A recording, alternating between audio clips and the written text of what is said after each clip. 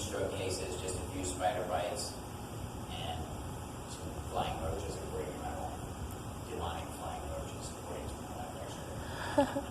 If we could open our Bibles to Joshua, the book of Joshua, chapter 1. That's right, this is not a real popular, this is not one of those, it's not going to be one of those sermons where we're going to be talking about stuff that you can go back to 85 or 92, whatever, when you were in Sunday school. So I try to stay off of that stuff. And it's not for any real reason other than, I think sometimes those things get played out. So let's go to Joshua chapter 1. And while you guys are getting there, I just want to remind you of what was going on during the book of Joshua. Moses had passed away, and there was a shift. There was a change in leadership going on, a serious change in leadership. And now after the death of Moses, the servant of the Lord spoke to Joshua, the son of Nun, Moses' servant, saying, Moses, my servant, is dead, and therefore arise and go across this Jordan, and to the people in the land that I am giving, and all these people, to all the land which I am giving to them, even the children of Israel. I have given you a place that the sole of your foot will tread on, as I told Moses. And from the wilderness, this Lebanon, even into the great river, and the great river Euphrates, and all the land of the Hittites, and to the great sea going toward the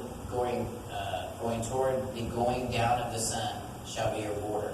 Wow, that's a great property line. You know what I mean? When the sun goes down, that's going to be your border.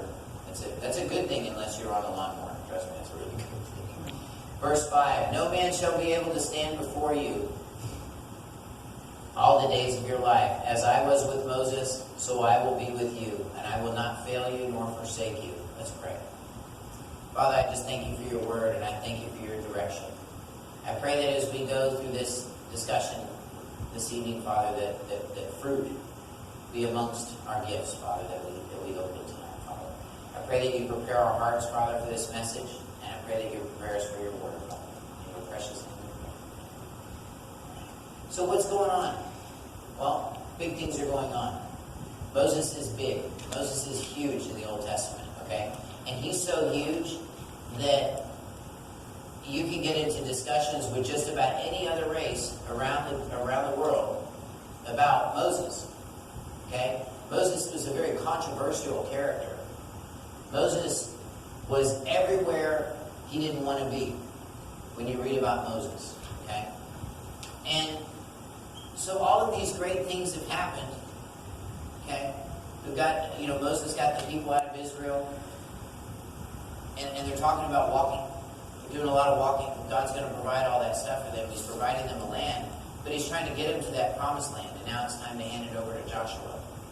And Joshua has some really big shoes to fill. Joshua's worried. Joshua's never had to do this before. Joshua's always had Moses. He's always had, that time. But Joshua is very important. He loves God. He loved Moses, and he served Moses, and did great things and even after this. But oftentimes we get worried and we get concerned because we get held up. But I'm going to try to keep track of how long I'm speaking today. Sorry about that. Just let the Holy Spirit go. That's what I'm going to do. Just don't watch the keep our time. There you go. So you got these things that are going on. And what you really have going on is a spirit of doubt.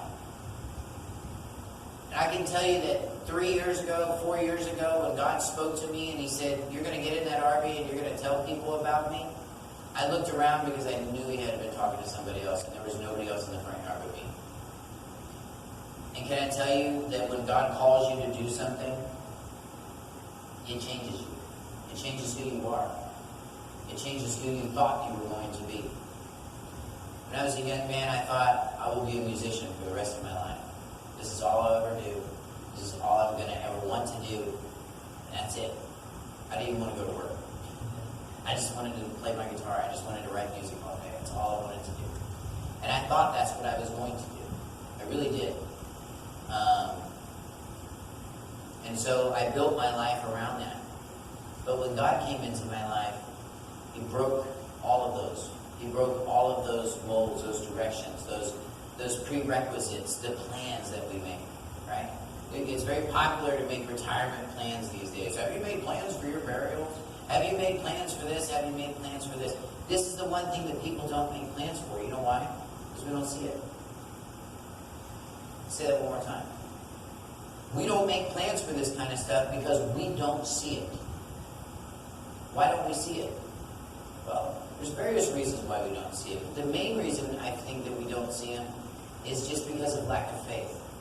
You know, there's two worlds that we operate in if you're operating out in the world. You have the world and you have what God offers.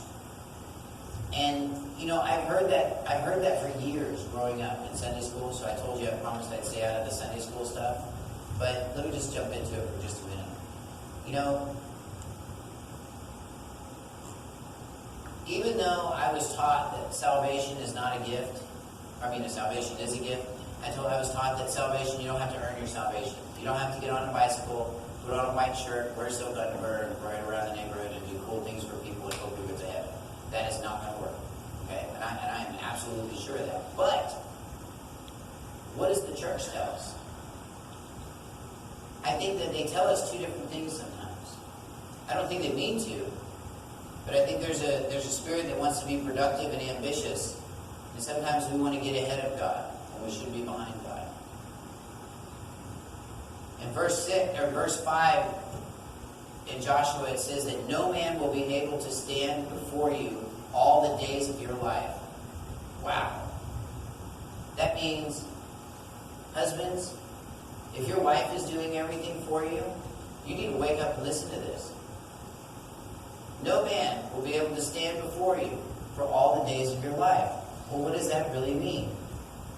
In the grand scheme of things, when we're standing before Yahweh at the Bema seat, and it's time, and all is known, nobody's going to be there to make excuses for it. Nobody's going to be there to say you had a bad day. Nobody's going to be there to tell you that you had a cold, and you had a runny nose, and you know that was just an off year for you back in 2006, Jeffrey Epstein. That's not going to work. People are going to stand by themselves. And if you're going to stand by yourself, who would you want to stand with? Verse 5 says it right here. The Lord says, I will stand with you, and I will be with you, and I will not fail you nor forsake you. That's a big word. They're small words, but they're big words. They got big meanings. Can I tell you, each and every one of you that are here and listening outside of this, I'm going to fail you. If you're dependent on me in some way, shape, or form, I'm going to fail you. I'm going to fall short. I'm not going to tell you, I'm looking at my kids right now, and I'm not telling them I'm going to leave them at the grocery store or anything, but still, I'm going to make mistakes. My heart may not always be in the right place. I want it to be, but this flesh is weak. And so, when we walk through these processes and we walk through these growth processes, we need to be ready for the shift. There's a shift in life that's coming for each and every one of you that's here and each and every one of you that's listening out there. There's a shift coming. There's a time for you to grow. There's a time for you to be tested. Don't run from your test. Because the reason that these people were in the wilderness in the first place is because they disobeyed God. They disobeyed Yahweh. They took His commandments and they said, nope, we're going to do it ourselves. They took the 10 Commandments of Moses while he was up and he was getting them, and by the time he came down, everybody was backslid. We're all making statues and everybody's bowing down and worshiping. Oh my God, that sounds so outrageous, Pastor, doesn't it? Oh, we would never do that. I got news for you, ladies and gentlemen. We do it every day. We live in a world that's covered in symbols. We live in a world that's covered in shirts that needs to have something right here, you know, so you can be identified as one of the class. You have your Tommy Hilfiger sign right there. You have your Ralph Lauren polo guy because he's working harder than you are. We live in a day of symbols. We live in a day where people literally have ceremonies for these things.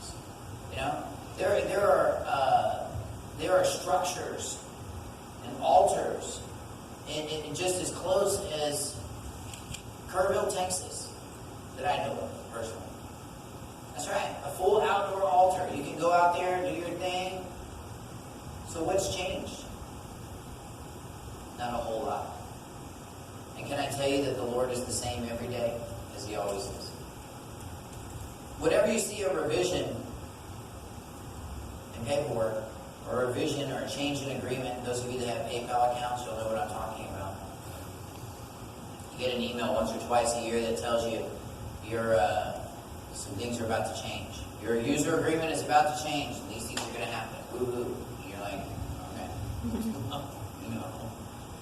And these are things that we have to be used to. When I was a young man, we didn't talk about sex in school.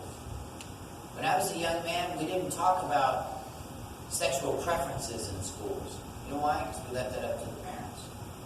And today we're losing that battle. We're losing that battle because we're not standing with our children. We're not standing with each other. And worst of all, we're not standing with Yahweh. Afternoon TV has replaced the family and what the family does and what the family unit does. Our family unit's under attack every time we turn on the television. Even if it's television, it doesn't matter. Those of you that have daughters out there, promiscuity is huge. It was big in 85. It was big back when I was a kid too. You know, we had movies like Fast Times at Ridgemont High. They glorified what a great idea it would be to go down and go live that way. But you know, the problem is that they're not there to take care of the other end. And they won't stand with you. When it all blows up in your face, and you've taken in, and you believe that lie, and you decided, I'm going to take that deal, and I'm going to do that, and the end result comes, and it's not what we wanted, who's standing with you? No one. In 1993, I believe, I hope. I'm terrible with dates. Anyway, in 1993, I stood in front of a federal judge. That's right. I stood in front of a federal judge to answer the crime of transportation of a stolen car within interstate commerce. And what was later disposed in that hearing is that I had all kinds of help when it was time to make the plan, when it was time to execute the plan, and even the location. He helped me out with that too. And when it was time to pay the price, there was nobody else standing there but me. And I got to tell you, if I were to chalk up the top 5 worst moments in my life, I have to say that was absolutely it. So I know what it's like to stand before a judge and stand alone. And you quiver. And you feel just terrible. And you know, in our daily walks, we do the same thing. We forget that Yahweh is here. We forget that Yahweh has a better way of doing things. We forget that He's already made a plan for you, and He doesn't need your help. That's what we forget. So what we do is we leave Him at the doorstep. We leave Jesus in the manger. We leave the other one up on the cross. We leave Him all over the place. But He's never there. It's never where He's supposed to be. And in verse 6 it says, "Be strong and courageous, for you shall cause these people to inherit the land which I swore their fathers to give to them." Whoa. So there's a promise. There's a promise for obedience. There's a promise for faith. But we have to take that step. So we have to be strong and courageous. How can we be strong and courageous? How can we do that? We can't. This is funny. He says be strong and courageous, but we really can't. Because we need the confidence of the Lord. We need the confidence of the Spirit so that we can be competent. So we can hear what we need to hear.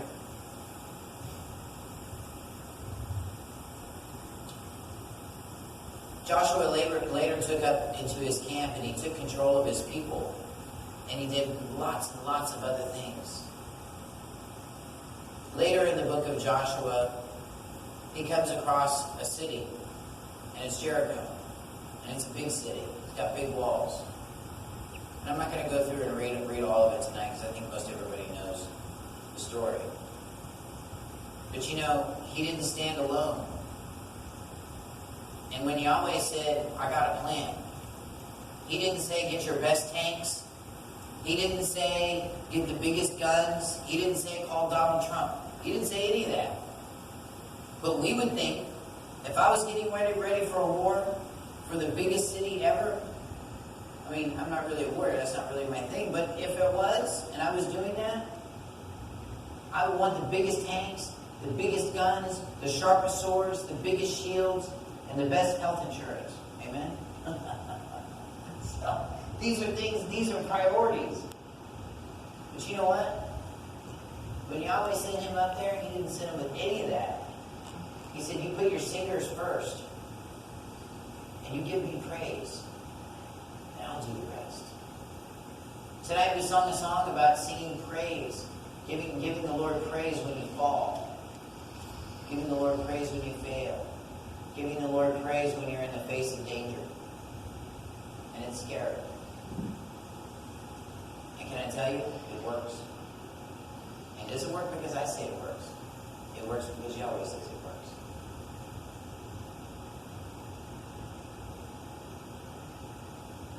Those of us that are searching for victory in our lives, oftentimes we feel like we need to set up the stage. And what we don't understand is that the stage has already been set. And if you're walking with the Lord in your life, you're going to see that God has a plan for you. And we have to follow that plan.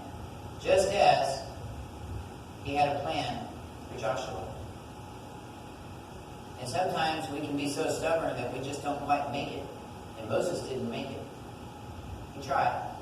He did his best. But he just couldn't do it. And I believe Joshua ended up actually getting him that. But at the end. But ultimately, what we have to do is we have to have a plan. And we can make the best plans in the world, but I can tell you the best plan in the world is obedience. If we put Yahweh first in all that we do, there's no man that can go before you that will harm you, that will hurt you. If we put Yahweh first, we can achieve world peace tomorrow. If we put Yahweh first, all of these children and adults that don't know if they're boys and girls, they will know. They will know if they're boys and girls. They will know the difference. But the problem is that they don't know the difference because we've lost our compass. And these are the days. These are the days when everything matters, and to the world nothing counts. So I urge you this week, as you go before your friends, your family, ask yourself, are you the light? Are you being the light you need to be? Are you taking over the shift? Are you filling in?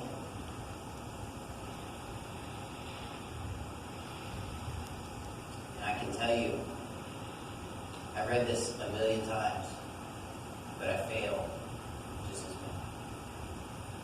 And Yahweh is our strength.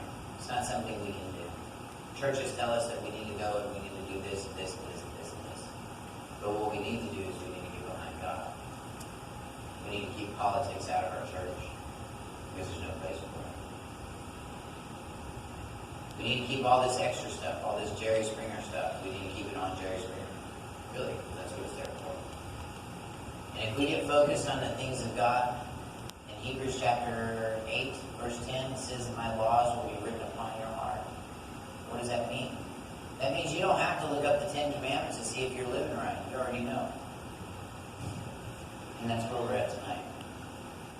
So, let's bow our heads. Father, I just thank you for this moment and this time that we have to give thanks to you, to hear your word, Father, and to meditate upon your word, Father. Help us take it with us, Father, as we go out into the world, Father. Let us be a witness. Let us be the light and the salt that gives flavor and vision to everyone around us, Father. Let our words bless the folks that are around us, Father, in all that we do, Father. Let our labor bless us, Father. Cover our families, Father, because we need your help, Father, every day. And I pray, Father, that you just keep us plugged in. Keep us meditating on your word, Father. Thank you, Father. In your precious name we pray. Amen. If you could just get the, let's pass that down. We're going to do communion. This is something we do every Saturday. And we do this because we fail. And not only do we fail, but we know that we do fail. And we do this so that we can remind ourselves of the sacrifice that Yeshua made for us, so that we can have direct conversation with the boss. When you have a problem in a restaurant, and you want to fix it, you don't talk to the guy that takes out the trash. You talk to the boss, right? But you know what? Yeshua did that. He made that sacrifice so that we could go and talk to the boss, not camp out on the bridge. And tonight, and just about every Saturday night, we do this so that we can start over. We also do this in remembrance when Yahweh comes back and Yeshua comes back and he takes over and he starts running the show here. We're going to keep doing this until he does.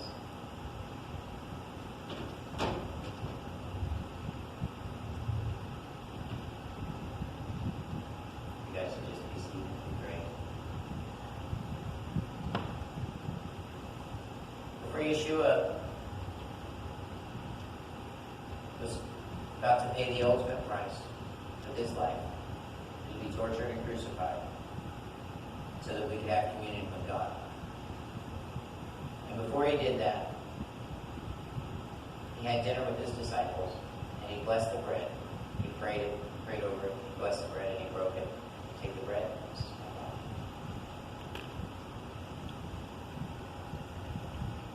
And after the disciples took the bread, he blessed the wine. And he says, take the wine, drink ye all of it.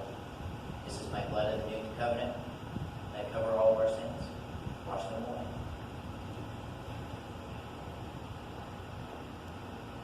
And we do this because one day he's going to come back.